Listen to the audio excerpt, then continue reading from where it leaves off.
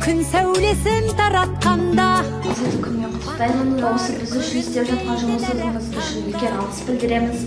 Өміріңіз ұзақ болып, сізге зор денсаулық берсін. Оятқан сансыз алғыс жаратқанға, қалдырмас өмір атты жолда жалғыз. Барыңды бағалада. Қазақстанның бір ержігіт қыздары болып, бірінде тақты отыратын болсын. Ауымен айтқанымыз келсін. Аған жоқтан барғы бала қалғыз. Алғыс анаға, алғыс әкеге, алғыс жас пен кәріге.